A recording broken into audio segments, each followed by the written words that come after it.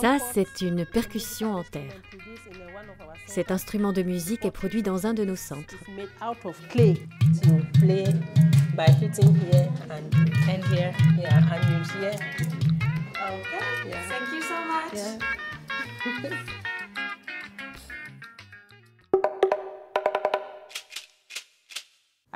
Je suis Regina Aquanoul et je suis la directrice générale de Presscraft.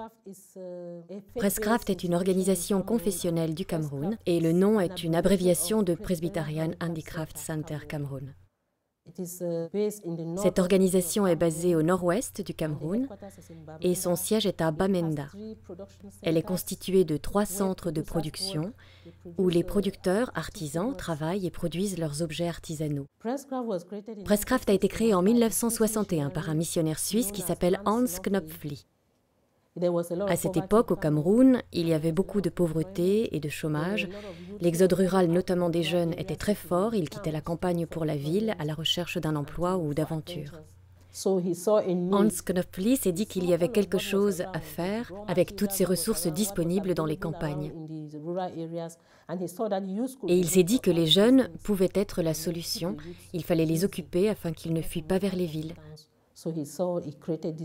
Il créa ainsi Presscraft et les centres de production afin que les jeunes puissent avoir un emploi et ainsi améliorer leurs conditions de vie. Il a donc créé un premier centre de production à Bafut. Puis peu après, il créa un autre centre à Balinyonga et un à Bamsing. Au siège de Presscraft, nous sommes 21 salariés. Et dans les centres de production, il y a 175 artisans qui travaillent. Je pense que cette année, nous avons amélioré le processus de prise de décision. Il y a eu des élections à Presscraft et nous avons désormais 3 représentants des salariés élus, ce qui est en totale adéquation avec ce qu'exigent les statuts de l'organisation. Ces représentants des salariés doivent veiller aux besoins de l'équipe et faire entendre leur voix auprès du directeur.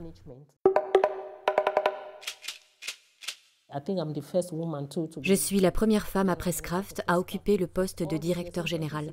Depuis 1961, il n'y avait jamais eu de femme à la tête de Presscraft. Et au siège, il y a beaucoup de femmes qui ont été embauchées. Je pense que quelqu'un venant de l'extérieur pourrait penser que c'est une organisation de femmes. 3/4 de l'équipe de Presscraft est composée de femmes. Et moi, je pense qu'elles font un super boulot. Nous avons un centre de production à Bafut. Bafut est un centre spécialisé dans la production d'instruments de musique. Nous avons également un centre à Bali qui a toujours été actif. Ici, les producteurs font de la sculpture traditionnelle, des objets sculptés, des tabourets, des abat-jours.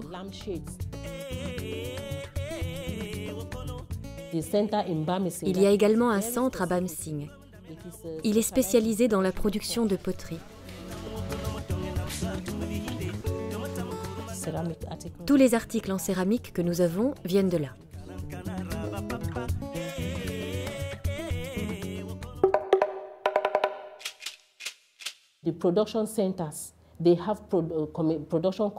Les centres de production ont un comité de production dirigé par un président. Ce comité gère toutes les questions relatives à la production et aux conditions de travail des producteurs.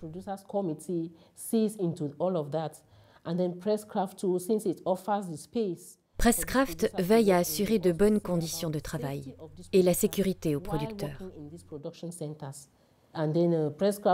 Presscraft assure également le préfinancement de leurs activités, afin qu'ils puissent avoir accès à des matières premières pour fabriquer leurs objets. Si un nouvel artisan veut travailler dans le centre, ce sont les producteurs qui décident de l'accepter ou pas. Mais pour cela, il faut qu'il soit déjà formé. C'est le comité de producteurs qui définit les critères de recrutement pour devenir producteur dans le centre. Mais pour les personnes qui ne sont pas formées, nous dispensons des formations, notamment pour les jeunes. C'est même une des principales activités de Presscraft.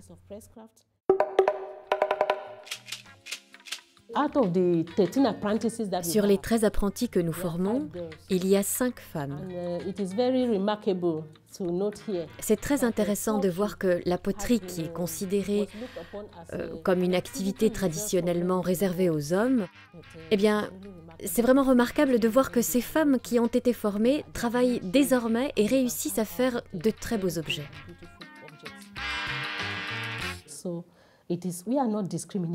Donc, à Presscraft, nous ne faisons pas de différenciation liée au sexe, ni à l'âge d'ailleurs. Car il y a des artisans qui ont 17 ans et d'autres qui ont 70 ans et plus. Nous avons également des producteurs aveugles. Ils travaillent dans le centre et font de très beaux objets.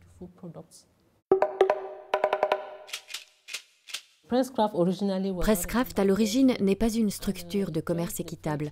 Nous avons rejoint le mouvement en 1992. Depuis cette date, il y a eu beaucoup d'améliorations dans notre structure. Par exemple, concernant le prix des articles.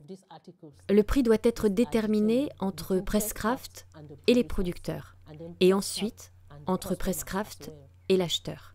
C'est un processus très démocratique.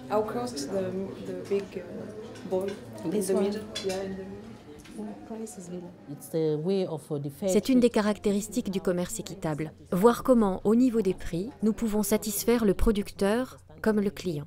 Et faire comprendre au client que lorsqu'il paye un objet à ce prix, il aide le producteur à vivre dignement.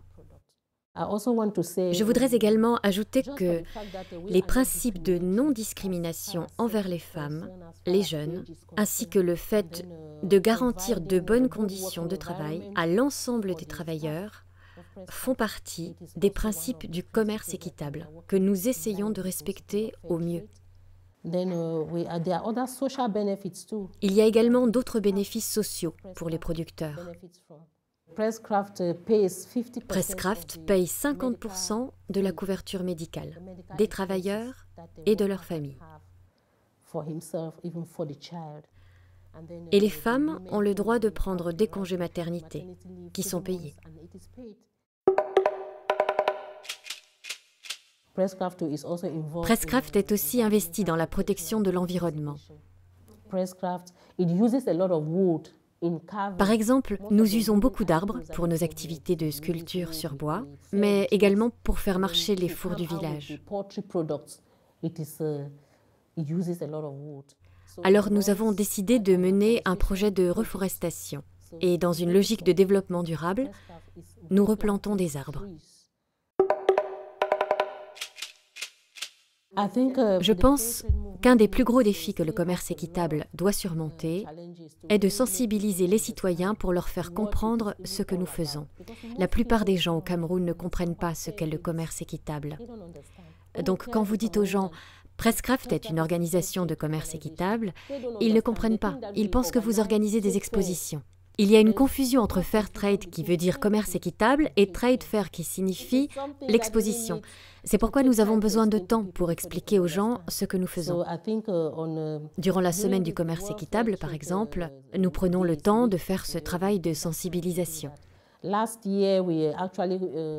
L'an dernier, nous avons organisé un événement. Dans une des rues les plus commerçantes de Bamenda, nous avons distribué des flyers, parlé au micro, organisé des tables rondes.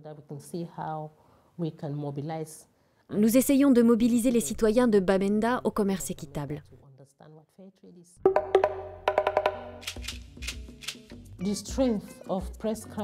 La force de Presscraft vient réellement de la qualité des produits que nous faisons dans nos centres de production.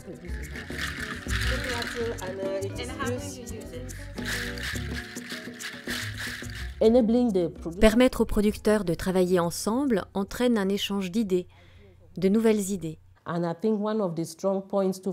Je pense qu'un autre avantage de Presscraft est sa capacité à préfinancer ses producteurs et ainsi leur fournir les matières premières dont ils ont besoin.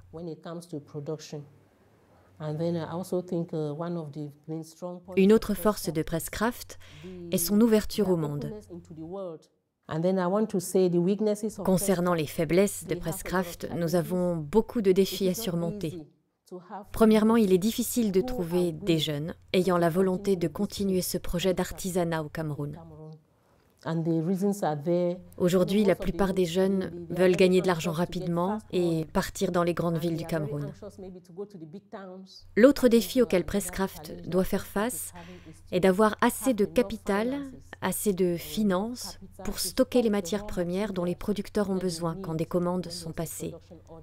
De plus, la plupart des matières premières utilisées sont naturelles et il est parfois très difficile d'y avoir accès. Parfois, même si nous pouvons payer, nous ne pouvons pas y avoir accès. Par exemple, il est parfois difficile d'avoir des calebasses, parce que nous avons besoin de calebasses d'une certaine taille, et il n'y en a pas toujours.